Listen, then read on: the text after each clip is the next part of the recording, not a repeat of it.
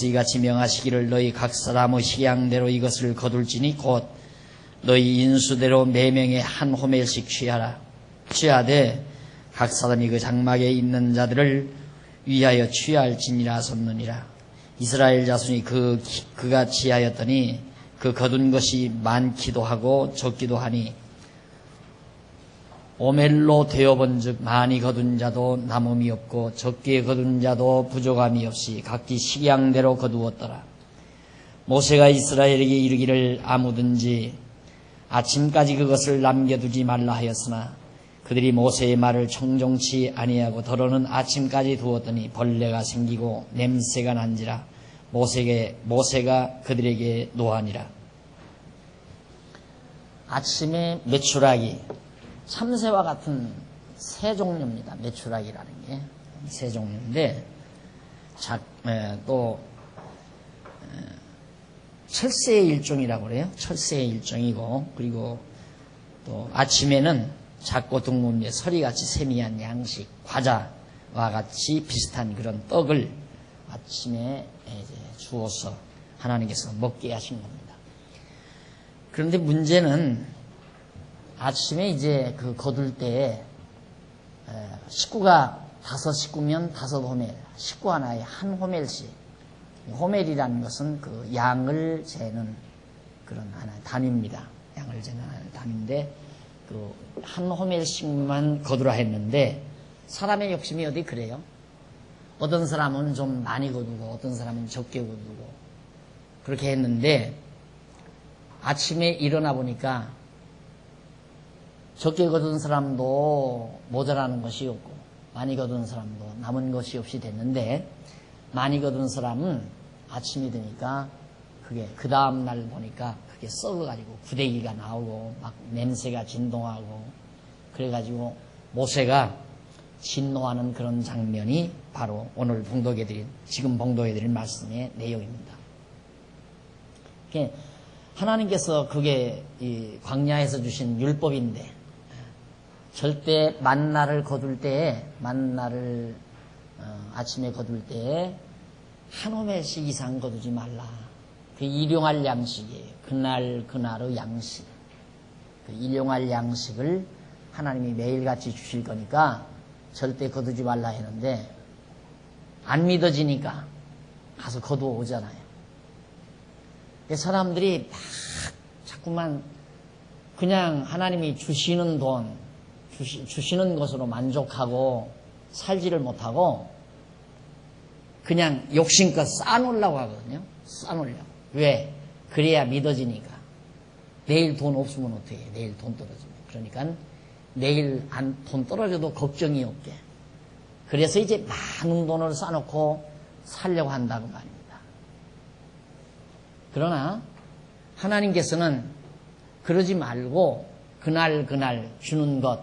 그래서 야고보 선생이 먹을 것하고 입을 것이 있으면 족한 줄을 알라 하는 말씀의 배경이 바로 이런 데서도 바로 이루어지는 겁니다.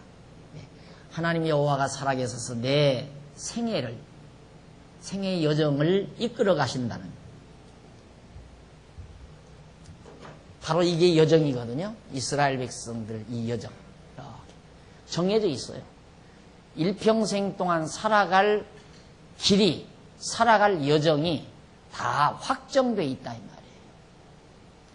그걸 그 시편에서 성경에서는 도라고도 나오고 길이라고도 나오고 법도라고도 나오고 법 하나님이 정하신 거죠. 하나님이 정하신 생의 여정 이게 법도라는 말이에요. 하나님께서 이렇게 다 정해놓고 정하신 대로 인도해 가는 거예요. 이걸 인간이 어떻게 거스릴 수가 없는 거예요. 천하 없어도. 그러니까 이게 믿어져야 이제 편안한 거죠. 예를 들면 보세요. 여러분 여행 갔을 때 여행 가이드가 딱 있기 때문에 아무 근심 걱정 없이 피곤하면 자잖아요. 그런데 만약에 가이드가 없으면 야, 이 다음 코스는 어디로 가야 하나? 어디서 어떻게 가야 하나? 좌회전해야 하나? 우회전해야 하나? 근심 걱정이 많죠. 안 그래요? 얼마나 근심 걱정이 많아요. 그러나 돈을 주고 가이드를 쓰는 이유는 편안하려고. 근심 걱정 안 하려고. 그래서 편안하게 여행을 즐기기 위해서. 그래서 돈을 주고 가이드를 쓰잖아요. 우리는 돈 받고 가이드를 쓴, 돈을 주고 받아들인 가이드를 의지하고도 마음의 평안을 얻는다면 우리 한평생의 여생을 정해놓으시고 인도해 가시는 여호와 하나님이 정말로 믿어만 진다면 우리의 생애가 얼마나 편안하고 안정감이 있겠나. 두말할 얘기가 없죠. 그게 바로 신앙생활이에요. 그래서 예수를 믿는 사람은 서둘지 않고 분망하지 않고 차분해지고 늘 당당하고 차분하게 그렇게 인생을 살아갈 수 있는 이유가 바로 이런 신앙 때문에 그래요. 하나님이 모든 생의 여정을 정해놓으시고 우리를 인도해 가시는 것. 이스라엘 백성이 이렇게 다 정해놓고 있는 것. 인간 생각 같으면 내가 늘 강조하지만 일로 가죠. 바로 일주일만 가면 되는 거니까. 뭐 가지고 나온 그 무교병이 있으니까 2, 3일은 먹을 수 있잖아요. 그럼 뭐 조금만 좀 반투어 먹으면 그냥 뭐 먹을 것 걱정도 없이 들어갈 수 있다 이 말이에요. 그런데 하나님 그렇게 우리의 여생을 정해놓지 않았어요. 엄청난 40년의 기나긴 세월 동안 바로 곤고한 날과 형통한 날을 겸해서 주면서 우리로 하여금 여호와 하나님만 의지하고 경외케 하시려는 교육을 철저히 우리에게 시키시는 것이 하나님의 섭니다. 그래서 사실 일단 곤고함 속에 들어가서 견딘 사람은 두려움이 없어요. 그렇죠? 일단 곤고한 가운데서 견뎌낸 사람은, 신앙으로 견뎌낸 사람은 두려움이 없어요. 그런데 내가 늘 강조하는 형통한 날 조심해라. 형통한 날 나가 떨어질 때 그때 고통스러운 거예요. 정말 고통스러운 거예요. 그런데 그 나가 떨어지는 것을 어떻게 예감할 수 있는가 자기는 알죠. 당사자는 알아요. 남은 몰라도. 당사자는 벌써 딱 나를 하나님께서 곤고한 날로 이끌어 가시겠다 하는 느낌을 받는 건 내게서 기쁨이 없어. 감사가 없고 기쁨도 없고 그리고 자꾸만 짜증이 나고 만족하지 않고 감사함이 없고 하나님 경외하는 마음이 점점 식어지면서 자꾸 자기 만족, 자기 쾌락을 추구하게 되죠. 그러다가 보면 하나님이 사랑하는 백성이라 그냥 놔둬서는 안 되잖아요. 다시 정상적으로 여호와 하나님을 깨달아 알고 경외케 하기 위해서는 경건의 연습을 시키기 위해서는 한번 낙하산을 타게 그렇게 섭리하죠. 그래서 이렇게 곤고한 날, 형통한 날을 하나님이 뒤바꿔 가면서 그래서 난 우리나라 이 생활 터전이 참 좋다고 생각해요. 추운 날과 아주 더운 날과 따뜻한 봄날과 서늘한 가을 이런 계절들이 아주 다양하게 계절이 바뀌어져 가면서 우리를 생활할 수 있도록 환경을 만들어 가기 때문에 아주 추운 날은 추워서 좋고 따뜻한 봄은 따뜻해서 좋고 여름은 막 뜨끈뜨끈해서 좋고 가을은 서늘해서 좋고 다 좋잖아요. 어느 계절이 제일 좋아요? 그러면 여름에는 난 겨울이 좋더라. 그리고 또 겨울에는 어느 계절이 여름에 빨리 여름이 돌아와서 모래사장에 가서 한번 막 그냥 바닷가에 가서 좀 물놀이 좀 했으면 좋겠다. 그게 이제 우리 심정이거든요. 그러니까 겨울만은 안 좋아요. 그러니까 어느 한 것만 가지고 하나의 상황만 가지고 인간은 계속해서 기뻐할 수 없는 것이 편안해할 수 없는 것이 인간의 타락된 마비된 감정이라고 말해요. 그러니까 영적 감정이 영적인 감각이 예민하면 항상 늘 그냥 찬 날이든 더운 날이든 그것이 계속돼도 늘 기쁘고 즐거운 그런 감각을 가진 것처럼 우리의 영적 감각도 하나님이 주신 환경 속에서 어떤 경우에라도 늘 감사하고 평안하고 기쁘고 만족할 줄 아는 그런 감각을 지닌 것이 성숙된 영적 감각이다. 그런 뜻이에요. 그런 사람은 정말 다윗이 부른 것처럼 신령한 노래를 늘 부르며 살죠. 정말 시인이 된다 그 말입니다. 다윗이야말로 심오한 영적 시인 아닙니까? 그의 찬양 시편에서 보면 정말 모두가 다 여호와께 돌려요.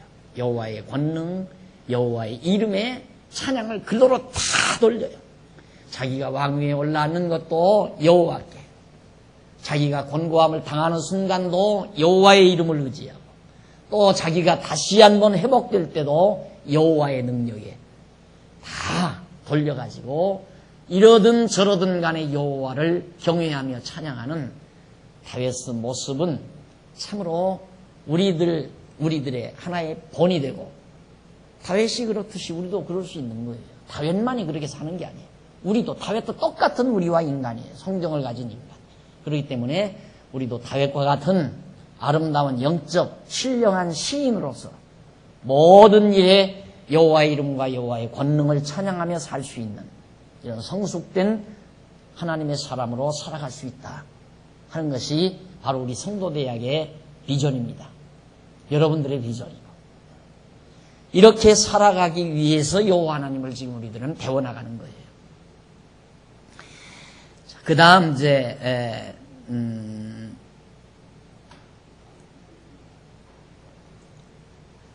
16장 21절로 30절 제일 밑에 보면은 거기 조금 그 밑에서부터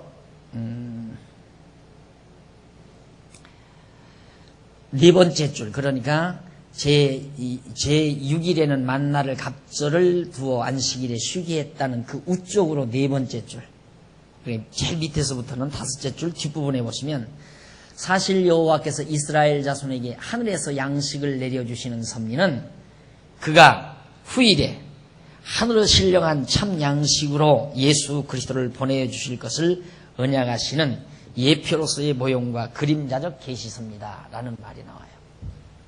자, 여기서 이제 만나가 내려오잖아요. 만나, 이게 이스라엘 백성들의 매일 일용할 양식이죠. 그런데 우리 하나님의 택한 백성들이, 오늘 우리 신령한 하나님의 백성들의 양식은 사람이 떡으로만 사는 것이 아니라 하나님의 입으로 나오는 말씀을 깨닫게 하려고 만나를 주셨다고 그랬거든요. 여기. 왜 하나님이 광야에다 데려다 놓고 하늘에서 만나를 내려서 먹이게 했는가, 먹여주셨나? 그 이유는 인간이라고 하는 것은 떡으로만 사는 것이 아니라 하늘로부터 오는 하나님의 말씀을 먹어야 사는 것을 깨닫게 하기 위해서, 그걸 알게 하기 위해서 만나를 내려줬다 이 말입니다. 그렇기 때문에 이 만나는 장차 하늘의 참 양식, 신령한 양식으로 이 땅 위에 오실 예수 그리스도에 대한 예표로서의 모형과 그림자예요. 그러니까 구약시대 이스라엘 백성들은 이 만나를 먹고 살았지만 오늘 우리는 들에 나가서 거둘 필요가 없어요. 예수가 그리스도이신, 이 그리스도이신 참 신령한 말씀, 우리의 참 양식이죠. 지금 우리가 듣고 있는 이런 모든 말씀이 진짜 양식이란 말입니다.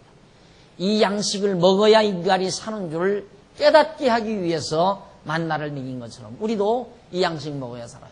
여러분 오늘 여기 왜 오셨어요? 여기 오신 이유는 먹어야 사니까 힘이 나고, 먹어야 평안하고, 이 말씀을 먹어야 힘이 솟구치고 삶의 기백이 있으니까. 왜? 이게 신령한 양식이기 때문에. 하늘로부터 오신 신령한 양식, 말씀으로 오신 예수 그리스도가 우리의 영원한 생명의 양식이다 라는 것을 다시 한번 강조해 줍니다. 그 다음 16장 21절로 30절에 보면 제6일에는 만나를 갑절을 두어 안식일에 쉬게 했다는 내용입니다. 하나님께서는 금요일날, 안식일 전날이죠. 안식일이 원래는 토요일이니까 안식일 전날에는 갑절을 만나를 주어요. 거기 21절 봅시다. 무리가 아침마다 각기 식양대로 거두었고 해가 뜨겁게 쪼이면 그것이 쓰러졌더라. 제6일에는 각 사람이 갑절의 식물 곧 하나에 2오멜씩 거둔지라. 회중의 모든 두목이 와서 모세에게 고하매 모세가 그들에게 이르되 여호와께서 이같이 말씀하셨느니라. 내일은 휴식이니, 안식일이란 말입니다. 여호와께 거룩한 안식일이라. 너희가 구울 것은 굽고 삶을 것은 삶고 그 나머지는 다 너희를 위하여 아침까지 간수하라. 그들이 모세의 명대로 아침까지 간수하였으나 냄새도 나지 아니하고 벌레도 생기지 아니한지라. 모세가 가로되 오늘은 그것을 먹으라. 오늘은 여호와께 안식일인즉 오늘은 너희가 그것을 들에서 얻지 못하리라. 6일 동안은 너희가 그것을 거두되 제7일은 안식일인즉 그날에는 없으리라 하였으나 제7일에 백성 중 더러가 거두러 나갔다가 얻지 못하니라. 여호와께서 모세에게 이르시되 어느 때까지 너희가 내 계명과 내 율법을 지키지 아니하겠냐. 시험에 얻어 걸린 거예요. 시험에 낙방을 먹은 거예요. 제7일에는 거두지 말라. 그 대신 6일에 가서 갑절을 거두라 했는데 7일에 또 나가는 거예요, 백성들이. 그러니까 안 믿어지는 거죠. 죽어도 안 믿어져. 그러니까 어느 때까지, 이렇게까지 했는데도 너희들이 왜 안 믿느냐 이 말이죠. 어느 때까지. 그래서 하나님께서 책망을 하시면서 볼지어다 여호와가 너희에게 안식일을 주므로 제6일에는 이들 양식을 너희에게 주는 것이니 너희는 각기 처소에 있고 7일에는 아무도 그 처소에서 나오지 말지니라. 그러므로 백성이 제7일에 안식하니라 그랬어요. 그러니까 율법 제7일에는 거두지 말라는 율법이죠. 법. 그걸 왜 줬는가? 하나님 말씀 듣나 안 듣나, 하나님 말씀을 그들이 듣나 안 듣나 확인하고 그날에는 먹을 것을 안 주므로 만나가 내려오지 아니하므로 정말 여호와 하나님이 살아계신 걸 알게 하고, 그리고 제7일 날 쉬게 함으로 애굽 땅 종되었던 집에서 인도하여 내서 여기서는 안식일 못 지켰잖아요. 매일같이 일만 해야 되니까. 그런데 매 7일마다 일을 안 하니까 오늘은 왜 일을 안 해? 애굽 땅 종되었던 집에서 하나님께서 우리를 인도해 냈기 때문이로구나. 이걸 깨닫고 여호와 하나님을 잊지 않고 기억하게 하기 위한 방법이에요. 제7일, 7일이 안식일 날이 특별한 어떤 성격이 있어서가 아니라 안식일을 거룩하게 지키라. 그러면 이제 복을 준다 그 말이거든요. 그럼 안식일 거룩하게 지키라는 말은 안식일이 별난 날이기 때문에 그날은 일하지 말라 그런 뜻이 아니에요. 상징적인 의미가 있어요. 안식일 날 제7일마다 일을 안 하니까 아빠 오늘은 왜 일을 안 해요? 이놈아, 우리가 애굽 땅에서 과거에는 죽도록 일만 했다. 그런데 애굽 땅 종되었던 집에서 인도하신 여호와 하나님께서 7일 날은 쉬라고 그랬다. 이 말을 하면서 자녀들에게 여호와 하나님을 가르쳐주고 경외하기를 깨닫게 해가기 위한 거란 말입니다. 그게 여호와 하나님을 자손들에게 대대로 전하는, 가르쳐주는 한 방법이에요. 교육 방법. 그래서 쉬게 한 거라 그 말이에요. 안식하게 했다. 따라서 오늘 우리도 그렇죠. 아빠는 왜 그렇게 편안해요? 자녀들이 물으면 이 설명 다 해야 되잖아요. 그렇죠, 자녀들한테. 그래서 편안하단다. 그래서 안식일 지키는 게 우리의 심령의 평강을 얻는 게, 예수님께서 오셔서 수고하고 무거운 짐진 자들아 다 내게로 오라. 내가 너희를 편히 쉬게 하리라. 자녀들이 가만히 보니까 엄마 아빠는 너무너무 편안하게 살거든요. 편안해. 근심 걱정이 없어. 저들은 막 근심 걱정이 많고 막 이것도 걱정스럽고 저것도 걱정스럽고 그러는데 엄마 아빠는 왜 그렇게 근심 걱정을 안 해? 하고 물으면 안 하는 이유를 말하면 이거 다 여기서부터 다 성경 다 가르쳐줘야 하잖아요. 자녀들이. 그게 바로 안식일을 지키는 의미고, 오늘 우리가 그리스도 안에서 편히 쉼을, 영적인 안식, 참 안식이죠. 심령의 안식. 예수님이 그걸 우리에게 주러 온 거 아니에요. 그래서 우리 정말 성도들이 이 땅에 사는 동안 자녀들 놓고 등록금 걱정하고, 야 어떡하냐, 돈 모자라서 어떡하냐, 이것 걱정 그것 걱정, 야 너 직장 못 잡아서 어떡하냐, 큰일 났다, 너 시집 못 가서 어떡하냐, 너 장가 못 가서 어떡하냐, 이런 것들은 그리스도인으로서의 올바른 자세가 아니에요. 설령 아이들이 직장 못 잡아서 걱정해, 야 걱정하지 말아라, 하나님이 오죽이나 준비해 놨겠니, 너 굶어 죽지 않는다. 이게 진짜 신앙인의 부모로서 당연히 해야 될 자세 아니겠어요? 그러면서 여호와 하나님을 자녀들에게 가르치는 거예요. 그래, 지금 하나님께서 7일 안식일을 주신 의미, 그날에 절대 만나를 거두지 못하게 하신 하나님의 깊숙하신 뜻, 그게 바로 그런 곳에 있다.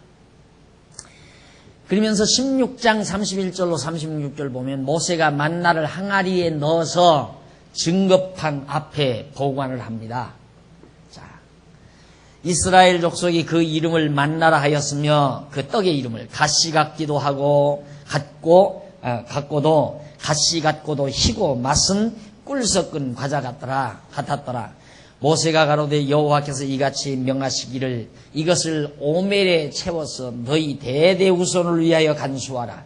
이는 내가 너희를 애굽 땅에서 인도하여 낼 때에 광야에서 너희에게 먹인 양식을 그들에게 보이기 위함이니라 하셨다 하고 또 아론에게 이르되 항아리를 가져다가 그 속에 만나 한 오멜을 담아 여호와 앞에 두어 너희 대대로 간수하라. 아론이 여호와께서 모세에게 명하신 대로 그것을 증거판 앞에 두어 간수하게 하였고 이스라엘 자손이 사람 사는 땅에 이르기까지 40년 동안 만나를 먹되 곧 가나안 지경에 이르기까지 그들이 만나를 먹었더라. 오멜은 에바 10분 후 1이더라. 그랬어. 자, 여기서 만나가 내려왔는데 이 만나를 그냥 먹고 만 것이 아니라 앞으로 이제 가나안 땅 들어가서 여기서 이제 자녀들을 낳고 살 거 아니에요, 이스라엘 백성들이. 그런데 이 만나는 다 먹어버리면 없어지잖아요. 다 없어져 버리면 가나안 땅에서 나서 자라게 한 세대들은 만나를 볼 수가 없죠. 그렇잖아요. 볼 수가 없고 다만 아버지가 또한 할아버지가 야 나는 광야에서 매일같이 하나님이 내려주는 만나를 먹었단다. 그 말밖에는 못하잖아요. 아, 할아버지 참말? 정말? 그런데 왜 지금은 안 내려와? 이럴 거 아니에요. 아이들이. 그래서 그때 보여주라고. 이걸 한 오멜을 잘 간직을 해서 바로 나중에 이제 십계명을 받는데 언약궤에다 이제 넣게 되는데 거기에다가 이제 이걸 보관할 작정이에요. 이건 다 가지고 들어갈 거거든요. 이건 안 썩게 그냥 하나님이 보관시킨다 이 말이에요. 이렇게 하나님이 철저히 대대로 자손들에게 여호와 하나님을 그러니까 우리가 얼른 보면 뭘 그래 여기다 보관할 건 뭐 있어요? 가나안 땅 들어가서 한 달에 한 번 정도는 하늘에서 만나가 내려오면 되잖아요. 그렇죠? 한 번 정도는 만나가 아 진짜로구나 할아버지가 매일같이 내렸다는데 진짜 이걸 내리는 걸 먹고 잡수고 살았구나. 그럴 거 아니에요. 근데 왜 이때는 안 내려주고 이때 내려온 것을 보관하라고 그럽니까? 여기는 만나를 내려서 먹이는 게 아니라 이제 땅을 파서 농사해서 소득을 거둬서 먹게 돼요. 이 땅에 들어가서는. 그래서 이 땅에서는 만나를 안 내려주고 이 만나를 언약궤에다 보관해서 이제 이렇게 해요. 성전을 지을 거거든요. 성전을 짓는데 이게 성전 바깥 담장이에요. 그리고 이게 이제 성전 본체고 언약궤를 여기다 들여다 놓는데 이 언약궤 안에다가 저 만나 단지를 갖다가 집어넣는다. 그리고는 백성에게 계속해서 이 안에 이 지성소 안에 여호와의 이름을 두셨다라고 하는 걸 가르쳐요. 이걸 통해서 이제 하나님 여호와 경외하기를 가르치는 거예요. 그러니까 자 만나를 먹고 살았다. 그러면서 그 만나가 지금 이곳에 있단다 말이에요. 그 만나 여호와 하나님께서 내려준 만나가 바로 이곳에 있단다. 그러면서 자녀들에게 하나님 여호와 경외하기를 가르쳐준다 그 말이에요. 그러니까 얼마나 이 교회라고 하는 이 기독교라고 하는 것이 얼마나 교육적인가, 얼마나 철저한 교육이 필요한 집단인가를 알 수가 있죠. 이 교회예요. 그냥 교육이에요. 교회라고 하는 것은 학교예요. 그냥 교육. 교육이 제거되면 아무것도 아니에요. 오늘 신문 딱 보니까 기도원이 한국교회 기도원이 정신병자 양산한다. 교계신문에 났어요. 그러면 기도원이 정신병자 양산하는데 그 기도원은 누가 하는데? 큰 교회들이 다 가지고 있어요. 우리 교회처럼 작은 교회는 기도원도 가지고 있지도 못해. 기도원 할래야 돈도 없고. 돈 많은 교회들이 다 기도원도 하고 있어요. 따라서 기도원이 정신병자 양산한다. 따라서 교회가 정신병자를 양산한다. 틀렸어요? 제 논법이 틀렸느냐 그 말이에요. 왜? 이거 다 흐트러 놓으면 정신병자 되는 거예요. 이거 다 흐트러 놓으면 이 죄송해요. 좀 사악하게 얘기해서 내 기능 다 흐트러 놔버리면 정신병자 되는 거예요. 정신병자는 게 별건가요? 이거 흐트러 놓으면 정신병자지. 기도원에다 데려다 놓고 전부 이거 다 흐트러 놓잖아요. 가르치지는 않고. 또막 이렇게 가르쳐 줘야 흐트러진 머리도 딱 정돈이 돼서 제정신 차린 건전한 인격자가 되죠. 올바른 교육을 통해서. 신문에 났어요. 교계신문에. 그것도 상당히 권위 있는 교계신문. 기도원이 정신병자 양자. 교육이에요. 얼마나 하나님이 교육적인지 몰라요. 그런데 인간들은 이걸 우상화한다. 우상. 이걸 막 굉장히 막 우상화해요. 하나님은 이걸 교육 재료로 만들기 위해서 그러는 거예요. 그래서 정말 이 만나를 보호해 놓고 결국 이스라엘 백성을 하여금 여호와 하나님 경외케 하려는 거죠. 자, 463페이지. 거기 하나 고치십시다. 463페이지 위에서 세 번째 줄 에바란 말 나오죠. 에바 앞에 세 번째 줄 앞에 보면 에바 10분의 1로서 한 오멜이란 그 앞에 두 번째 줄 뒷부분에 보면 그 만나 한 오멜 곧 에바 10분의 1. 그러니까 에바 10분의 1은 열 오멜이 한 에바예요. 그러니까 에바 10분의 1이 한 오멜이죠. 로서 약 4리터가 아니라 2.3리터입니다. 지금 우리 표준으로. 조금 제가 잘못했어요. 약 4리터가 아니라 2.3리터 되는 것을 여호와 앞에 두어 너희 대대로 간수하라 라고 하신 것이다. 이러한 섭리는 여호와께서 후일이 하늘로서 내려오는 참 신령한 양식이신 예수 그리스도를 보내주실 것을 언약하시는 예표로서의 모형과 그림자적 계시섭니다. 예수께서 따르는 무리에게 내가 곧 생명의 떡이니 내게 오는 자는 결코 줄이지 아니할 터이요 나를 믿는 자는 영원히 목마르지 아니하리라고 가르쳐주죠. 이 모두가 다 여호와 하나님을 알고 경외케 하시려는데 목적이 있습니다. 그 다음 17장 넘어갑니다. 밑으로 내려와서 양쪽 가로 2번 아말렉 전쟁의 승리. 자, 이렇게 해서 그 다음 여기서 아말렉이라고 하는 이 아말렉 족속들은 어떤 일정한 주거지가 없는 사람들이에요. 그리고는 이 광야를 떠돌면서 떼강도단이라고 생각하면 돼요. 떼강도단, 강도단.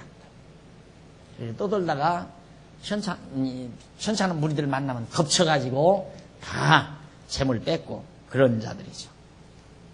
17장 1절로 3절 백성들이 르비딤에서 목이 마르다고 모세를 원망하는 내용이 3절에 금방 또 만나주니까 좋다고 그러더니만 또 목이 마르다 이제 목말라 죽겠다 하고 원망을 해요. 이스라엘 자손의 온 회중이 여호와의 명하신 대로 신광야에서 떠나 그 노정대로 그 말이 뭡니까? 하나님께서 정해 놓으신 노정 따라서 그 말이죠. 행하여 르비딤의 장막을 쳤으나 백성이 마실 물이 없는지라. 하나님은 꼭 그런 코너로 인도해 간다 이 말이에요. 그 물 없는 곳으로 천방 가까운 사람 어떻게 하라고 그로로 인도해 가요? 하나님이 그건 모르겠어요? 르비딤에 물이 없다는 하나님 다 알면서도 그로로 인도해 간다 이 말이에요. 분명히 거기다 투자하면 망할 줄 알면서도 하나님은 투자할 마음을 줘서 투자하게 한다 그 말이에요. 그런데 어떻게 안 망해요? 어떤 항우장사가 안 망하냐 이 말이에요. 차 없어도 망할 사람은 망하고 흥하게 하시면 흥하는 거죠. 오늘 우리 목사님 한 분이 그래요. 지난 주일날 왜 식사 안 하고 하셨습니까? 지난번에 왜 식사 안 하고 하셨습니까? 안 갔으면 큰일 날 뻔했어요. 그러니까 불이 났잖아요. 안 갔으면 다 탈뻔했다 이거죠. 그래서 내가 갔기 때문에 불 안 났다고 생각하지 말고 하나님이 불 안 나게 하려고 가게 했다고 생각하십시오. 다르잖아요. 안 날 건 절대 안 나게 돼 있어요. 불 안 날 건 절대 안 나게 돼 있어요. 불 날 건 차가 없어도 불 나게 돼 있고. 하나님이 불나게 하시려면 어쩌면 가기가 싫어 또. 죽어도 가기가 싫어. 왜? 불나게 해서 다 타게 하려고. 그런데 어떻게 불이 안 나요? 안 믿어지죠? 이렇게 말을 해도. 그런 것도 같고 저런 것도 같고. 믿으면 좋을 거예요. 믿어지면 좋죠. 하나님께서 물 없는 르비딤이라는 것 다 하시면서도 왜 그 많은 군중을 근로로 인도해 가시는가? 자, 거기 인도하니까 백성이 모세와 다투어 가로되 우리에게 물을 주어 마시게 하라. 모세가 그들에게 이르되 너희가 어찌하여 나와 다투느냐? 너희가 어찌하여 여호와를 시험하느냐? 모세와 다투는 것이 여호와를 시험하는 거라 이 말이죠. 도리어. 그러니까 여호와 시험한다는 건 아직 못 믿는다 이 말이에요. 여호와를 못 믿으니까 너희들이 그러지. 쓴물 라마에서 쓴물을 단물 만나서 먹였으면 물이 하나도 없는 여기 와서 엘림에 와서 물 잘 먹고 살았잖아요. 좋은 곳에 와서 물 없는 곳으로 인도했다 이 말이에요. 그러면 물 없는 곳에서 물 있게 해서 먹일 걸 왜 못 믿느냐 이 말이죠. 그러면서 모세 거기서 백성이 무리가라매 그들이 모세를 대하여 원망하여 가라되 당신이 어찌하여 우리를 애굽에서 인도하여 내어서 우리와 우리 자녀와 우리 생축으로 목말라 죽게 하느냐. 여기서 다 우리를 죽일 것이냐 이 말이죠.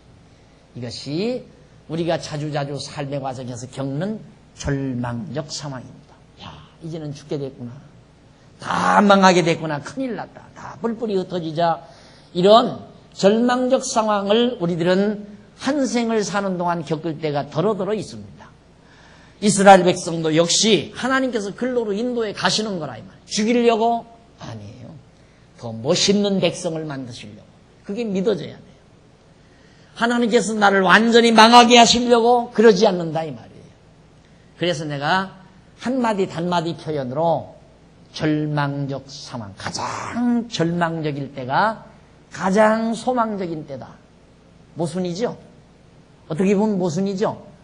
그 말은 어떻게 해석하면 되냐면 내가 생각할 때는 가장 절망적이라고 생각할 때가 하나님의 뜻으로는 가장 소망적인 때다. 그 말이에요. 그러니 하나님을 알면 절망할 겨를이 어디 있어요? 내가 생각할 때 가장 절망적 상황이 하나님께는 가장 소망적인 시기인데 그러니까 여호와를 안다는 것이 그만큼 달라져요. 사람을 바꿔놓는다니까. 판단력을 바꿔놓고 이성적 판단을 완전히 뒤엎어놔버려요. 전혀 바꿔놔버린다 이 말이지. 그래서 세상이 다 부정적인 거 아니에요? 다 세상적인 부정적이고 원망할 일만 생기고 불평할 일만 생기고 짜증스러운 일만 많고 그런데 시각이 바뀌어지니까 모두가 감사한 일이고 즐거워할 일이고 소망적인 일이고 그게 여호와를 아는 지식의 결과입니다.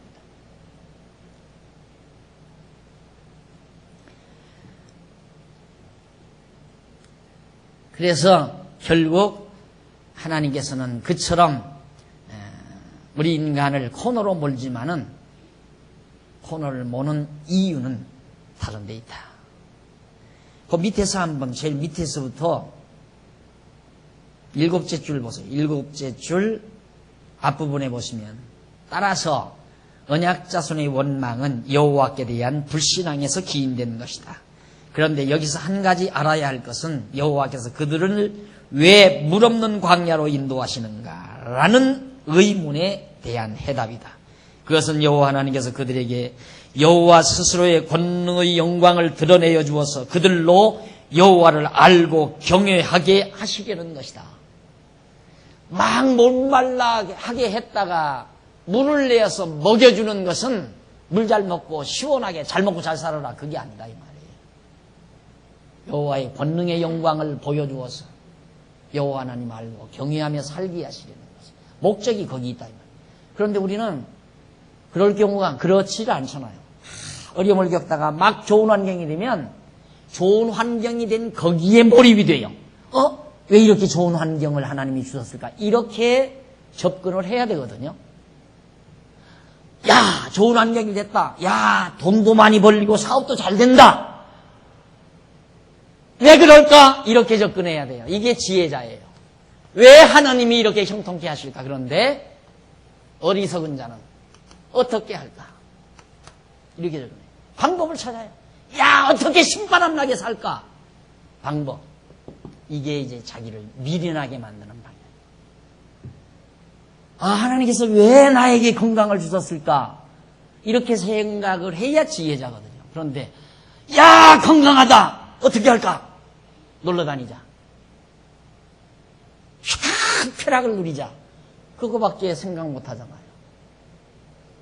그래서 미련한 자는 방법을 생각하고 지혜자는 이유, 원인을, 목적을 생각합니다. 왜 하나님께서 나에게 형통함을 주셨는가? 이걸 다 언제 기억하겠어요? 그러죠? 막 한 번 오늘 이렇게 2시간씩 공부하는 건 막 하나도 다 쓰고 싶죠? 다 메모하고 싶죠? 그런데 간단해요. 여호와란 말 한마디만 정확하게 깨닫고 기억하면 이거 다 따라서 붙어요.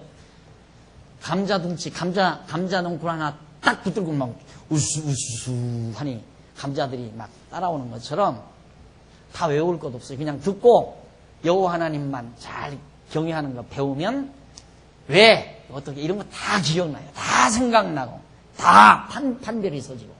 그래서 우리 공부가 쉽다는 거예요. 노트하라고 안 하잖아요. 외우라고 안 하잖아요. 암기한다고 되는 게 아니에요. 몇 번만 생활 속에서 반복이 되면 그냥 깨달아지게 됩니다. 근데 깨달아져야 이렇게 되지는데 공부하고도 어느 순간 가다가 보면 아이쿠 내가 이쪽에 와서 섰구나 하고 생각이 되죠. 여기에 완전히 내가 몰입이 돼 있었구나.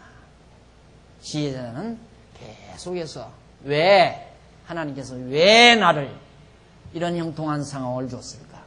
건강한 상태를 왜 허락하셨을까?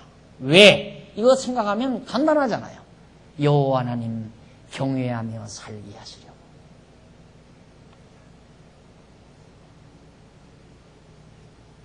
그러니까 형통함을 주는 그 자체는 여호와 하나님 경외케 하려는 하나의 교육 방식이에요. 그걸 누리라는 데 목적이 있는 게 아니에요. 그걸 누리라는 데 목적이 있는 게 아니라 여호와 하나님을 깨달아 경외하며 살게 하려는 교육한 방식이라 이 말입니다. 그래서 곤고한 날과 형통한 날을 겸해서 하나님이 허락하시는 것이다. 그 다음 이제 17장 4절로 7절에 보면 하나님께서 반석에서 물을 내게 해서 백성을 먹이시는 내용이죠. 모세가 아론을 여호와께 부르짖어 가로되 내가 이 백성에게 어떻게 하리까? 그들이 얼마 아니면 내게 돌질하겠나이다. 하나님 큰일 났습니다. 백성들이 지금 목마르다고 나한테 돌발매질을 할 것 같습니다. 모세가 지금 하는 말이에요. 하나님께. 그러니까 5절 여호와께서 모세에게 이르시되 백성 앞을 지나가서 이스라엘 장로들을 데리고 하수를 치던 네 지팡이를 손에 잡고 홍해바다 저걸 치던 지팡이로 네 손에 잡고 가라. 내가 거기서 호렙산 반석 위에 너를 대하여 서리니 너는 반석을 치라. 그것에서 물이 나리니 백성이 마시리라. 모세가 이스라엘 장로들의 목전에서 그대로 행하니라. 그가 그곳 이름을 마사라 또는 무리바라 불렀으니 이는 이스라엘 자손이 다투었으며 또는 그들이 여호와를 시험하여 이르기를 여호와께서 우리 중에 계신가 아닌가 하였습니다. 나는 아직 못 가봤어요. 못 가봤는데 다녀온 분들이 그러는데 요 무리바 반석 물이 지금도 있대요. 여기 마사라는 지역에 그 물이 그 광야 사막에 반석에서 물이 펑펑펑 솟는데 그게 이제 바로 이 반석이라고 그렇게 얘기를 한다고 그래요. 거기서 그 가이드가 한다고 그러는데 여러분 이것도 안 믿어질 거야. 거기서 나오는 물가 뭐 그렇게 붙였을지 어떻게 알아. 안 믿어지는 건 내가 믿으라고 강요는 안 해요. 하나님께서 그 광야에 그것도 하필이면 땅에서가 아니라 돌 반석 위에서 물이 솟게 한다. 물이. 그렇게 해서 여호와의 능력을 깨달아 그를 경외하며 섬기게 하려는데 목적이 있었다. 그 다음 넘어가서 밑에 보면 17장 8절로 16절 있습니다. 하나님께서 아말렉과 전쟁에서 백성으로 승리하게 하십니다. 이런 고비를 한번 해서 맞사 다투었다. 여기서 모세와 이스라엘 백성이 다투었다 해가지고 맞사라 이름을 이제 그렇게 붙였다 그러는데, 이런 상태에서 한번 하나님께서 반석에 물을 터뜨려서 먹여주니까 믿어졌을 거 아니에요. 이제 여호와 하나님을 의지하는 믿음이 강해지니까 그 다음 하나님께서 또 교육시키는 방법은 바로 이 아말렉 군대들과의 전쟁을 갖게 하는 겁니다. 과거에 여기서는 일로로 바로 가려고 했어도 여기 블레셋이라고 하는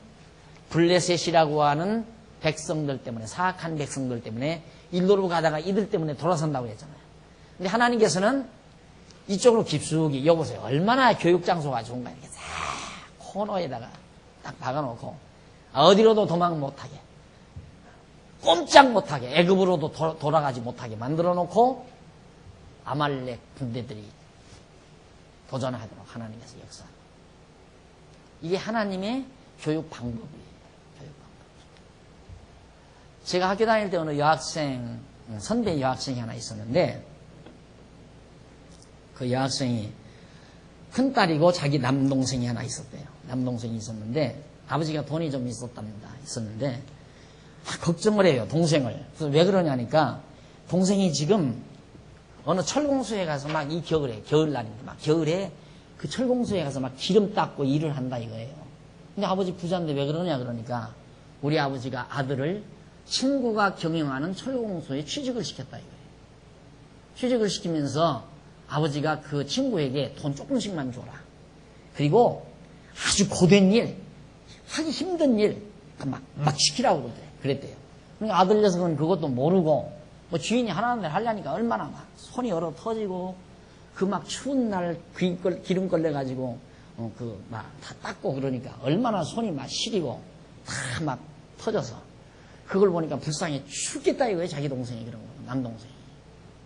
그래서 아버지가 왜 그러느냐고 내가 물으니까, 아버지 재산을 이제 아들에게 물려줄 건데 저놈이 돈 버는 것이 얼마나 힘이 드는가를 알아야 아버지가 벌어서 물려준 재산을 그대로 유지할 수 있기 때문에 그렇게 교육을 시킨다고요. 사람도 지혜로운 분은 그렇게 자녀 교육을 시키잖아요. 그렇죠? 하나님은 인간과 비교할 수 있습니까? 하나님이 얼마나 지혜의 원천이신데, 하나님. 지혜의 근원이시고, 하나님. 그런데 인간을 그렇게 교육 안 시키겠어요? 딱 몰아다 붙여놓고 아말렉 군대들을 동원해서 그들과 전쟁하게 만든다. 466페이지 거기 가보면 466페이지 거기 성경 65페이지서부터 좀 읽어보십시다. 8절 때에 아말렉이 이르러 이스라엘과 르비딤에서 싸우니라. 모세가 여호수아에게 이르되 우리를 위하여 사람들을 택하여 나가서 아말렉과 싸워라. 내일 내가 하나님의 지팡이를 손에 잡고 산꼭대기에 서리라. 여호수아가 모세의 말대로 행하여 아말렉과 싸우고 모세와 아론과 훌은 산꼭대기에 올라가서 모세가 손을 들면 이스라엘이 이기고 손을 내리면 아말렉이 이기더니 모세의 팔이 피곤함에 그들이 돌을 가져다가 모세의 아래에 놓아 그로 그 위에 앉게 하고 아론과 훌이 하나는 이편에서 하나는 저편에서 모세의 손을 붙들어 올렸더니 그 손이 해가 지도록 내오지 아니한지라. 여호수아가 칼날로 아말렉과 그 백성을 쳐서 파하니라. 여호와께서 모세에게 이르시되 이것을 책에 기록하여 기념하게 하고 여호수아의 귀에 외워 들리라. 내가 아말렉을 도말하여 천하에서 기여감이 없게 하리라.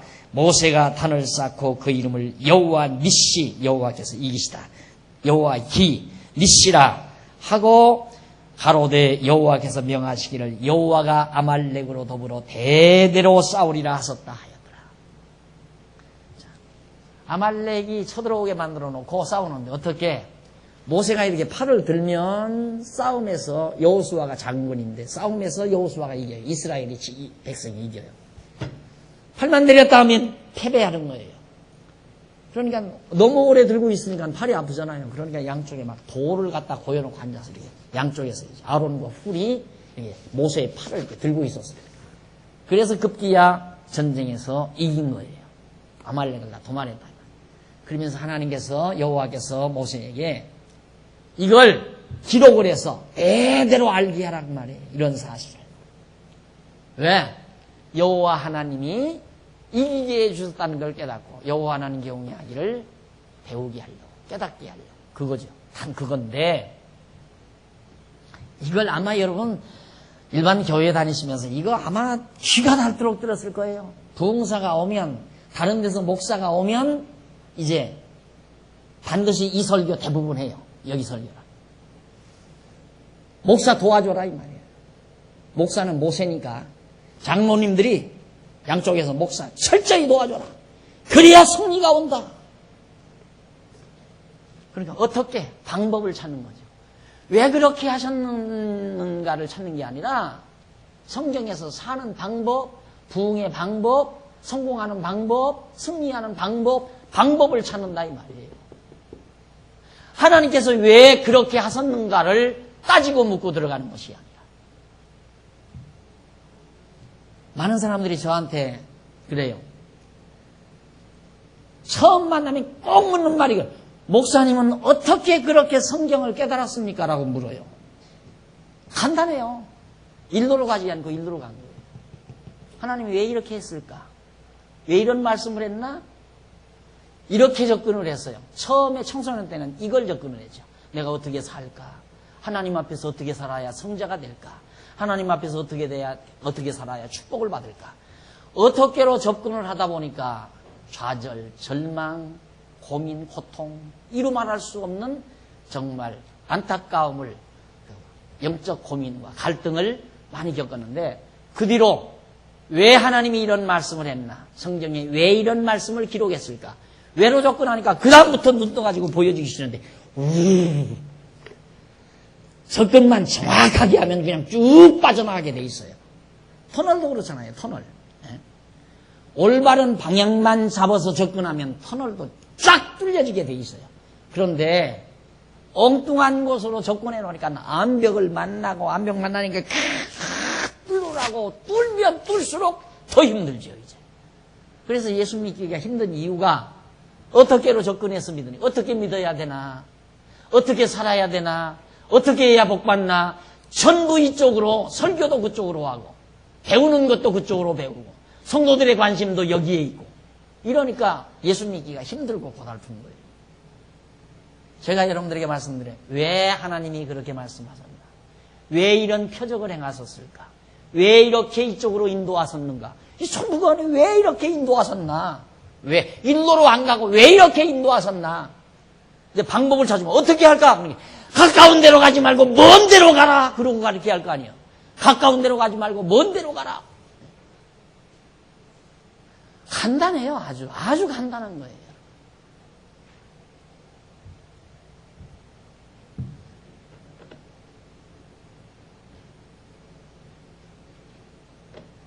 그런데 그 본문 설명문 그 성경 말씀 밑에 바로 밑에 두 번째 줄 아래로 두 번째 줄 끝부분에 보면 아말렉은 에돔 땅에 있는 에서의 장자 엘리바스가 낳은 족장인데 창세기 36장 15절로 16절에 그들이 이르러 이스라엘과 싸우는 것은 일찍이 여호와께서 이삭으로 하여금 에서에게서 너는 칼을 믿고 생활하겠고 라고 예고케 하신 바가 있는데 바로 아말렉이 에서의 후손이기 때문이다. 원래 여기서 이삭이 아브라함의 아들 이삭이 아들을 낳았는데 쌍태 야곱과 에서가 낳았잖아요. 근데 에서는 하나님이 미워하고 야곱은 사랑했단 말입니다. 에서의 후손은 이쪽에 에돔, 여기가 에돔 땅이에요. 에돔 땅. 이쪽으로 쫓겨난 거예요. 약속의 땅에서 쫓겨났어요. 에돔은. 그런데 그 에돔의 자손 중에 하나가 아말렉이에요. 이 아말렉. 너는 칼을 믿고 살리라. 싸우기를 좋아한다 이 말이에요. 그러니까 이 에서 자손 중에 아말렉 족속이 이 인근에 퍼져가지고 하여튼 사람만 보면 달려들어서 싸워가지고 다 탈취해가고 도둑질해 먹고 강도단 떼강도단이 된 거예요. 아말렉 족속. 어디에 정착하고 사는 게 아니라 이게 이제 하나님께서 그렇게 말씀하신 게 그대로 이루어진 거예요. 에서는 너는 칼을 믿고 산다. 너는 칼을 믿고 생활하겠고 라고 에서에게 하신 그런 말씀이 그대로 바로 아말렉을 통해서 이루어진 거죠. 자, 그 다음에 이제 넘어가서 467페이지 위에서 세 번째 줄 바꾼데 보시면 여호와께서 모세에게 이것을 책에 기록하여 기념하게 하고 여호수아의 귀에 외워 들리라. 내가 아말렉을 도말하여 천하에서 기여감이 없게 하리라고 하신다. 여기서 이것을 이라는 대명사는 이스라엘 자손이 아말렉과의 전쟁에서 모세가 손을 들면 이스라엘 자손이 이기고 손을 내리면 아말렉이 이기는 사건을 가리키는 겁니다. 이것이란 대명사는, 지시대명사는. 여호와께서 모세에게 이것을 기록하게 하신 목적은 여호와께서 승리케 하시는 것을 기념하게 하시려는 것입니다. 이긴 것이, 아말렉을 쳐서 이긴 것이 여호와께서 이기게 한 거지 너희들이 이긴 게 아니다 이 말이죠. 그런데 우리는 다 실제 그런 착각을 많이 하죠. 뭔 일이 됐다. 아, 이거 내가 했다. 내가 잘했다. 이렇게 생각하잖아요. 뭔 일이 잘못되면 너 때문에 잘못됐다. 얼마나 인간이 어리석은 겁니까? 잘 되면 내가 잘해서 잘 된 거고 못된 건 너 때문에 못된 거고. 그게 인간이 쉽게 범할 수 있는 길인데 하나님께서는 그걸 깨닫게 하려고 그게 아니다라는 거. 전쟁에서 이긴 것이 여호와께서 이기게 한 거다. 여호와께서 손을 들면 아니 어떻게 손을 들었다고 이기고 손을 내렸다고 지느냐 이 말이죠.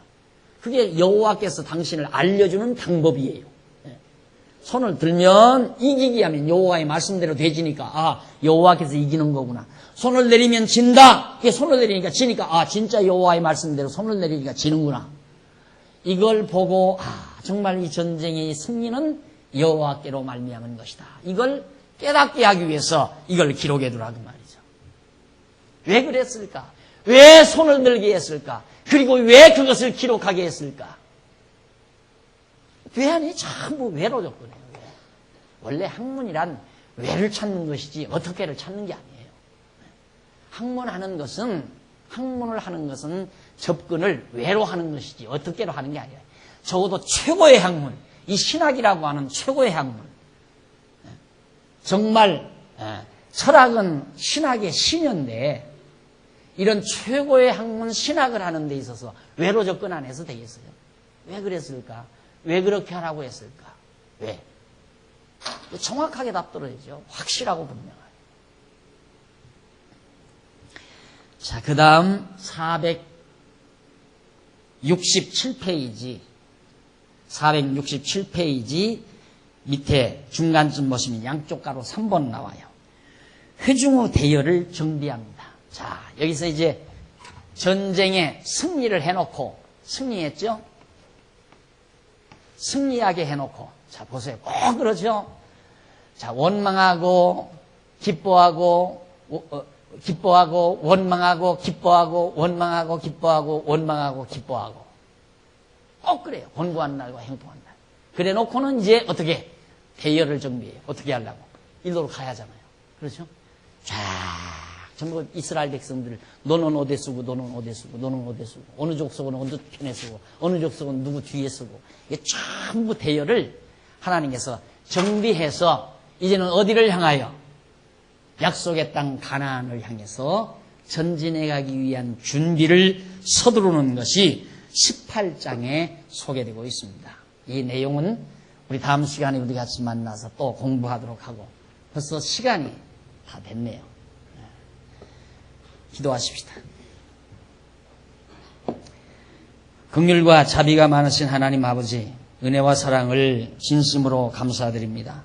어리석고 미련한 우리들에게 보이지 아니하는 하나님이 살아계심과 그 하나님께서 만사 만물을 주관하시는다는 사실을 깨닫도록 역사하시는 하나님의 사랑을 진심으로 감사드립니다.